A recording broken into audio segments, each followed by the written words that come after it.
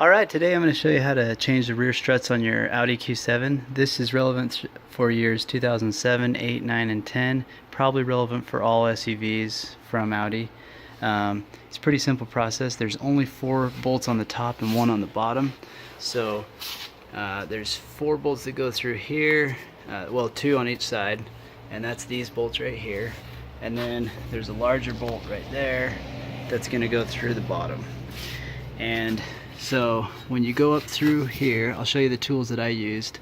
So I was able to reach 3 of these 4 bolts with an extension and an impact wrench. Going up underneath here, I was able to reach, I believe, the front one here, the 2 over here, and then the back one on the left was, this bar here was in the way. So what I used on that one was, I was able to get to it with this, and then if you need a little more leverage, I just put a PVC on mine and was able to get that out using a combination of that and let's see, this is also, just so you know, they are 16 millimeters, so all 4 of those are 16 millimeters. So that's pretty simple. And then what you're going to want to do, if you look here at the instructions, they show you using a wood block between this position here and putting pressure down on the upper control arm. So that is this bolt here,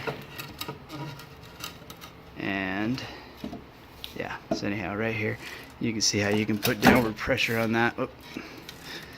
So that'll help you to get that final bolt out. This final bolt here is an 18 see, it's an 18 millimeter.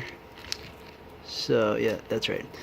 And the way that you're going to need to access it, because this bar will be in your way and the nut is on this side, you'll want to put this on this side, and then you can put your impact wrench over here on this side and get it out that way. So once you get that out, to get the bolt out, mine was stuck in place, so I actually threaded the nut back on a little bit and used a hammer to smack the bolt out. And once you've smacked it a few times, and you can use your impact wrench and it should thread itself all the way out of there. So if you have trouble, you can use the board to put pressure down on this. So that's it. And then if the bushings, sometimes the bushings are actually kind of stuck in place. They should be. So in that case, I used like a screwdriver, and I hammered this bottom piece out of the bracket. And once it comes out of here, it'll just fall. This strut will fall right out of place there. So you might want to put a piece of cardboard down to kind of catch it. And then it's pretty easy to pull out, and that's it. Then as far as moving the coil springs, I took mine down and paid a mechanic shop to just do that for me, but you could also do that yourself if you'd like to. When you're putting this back in, the torques are going to be, so these 4 bolts here are torqued at 30 Newton meters or 22 foot-pounds. And the bottom bolt is torqued at 90 Newton meters or 66 foot-pounds. So one note that they have here is when installing, that because they have rubber bushings, they're not supposed to be turned very much. So you're supposed to put if you have air suspension, you want to put it in control position.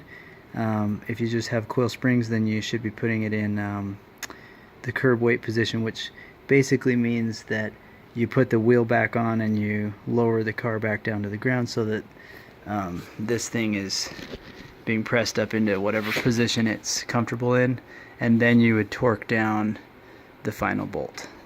So you'd be able to torque the top ones and then just torque that one after you've lowered the vehicle. So there you go, that's it. Pretty simple process. It took me about 20 minutes to pull each side out. So if this helps you out, that's great. Please give me a like and let me know if you have any questions in the comments below. Thanks.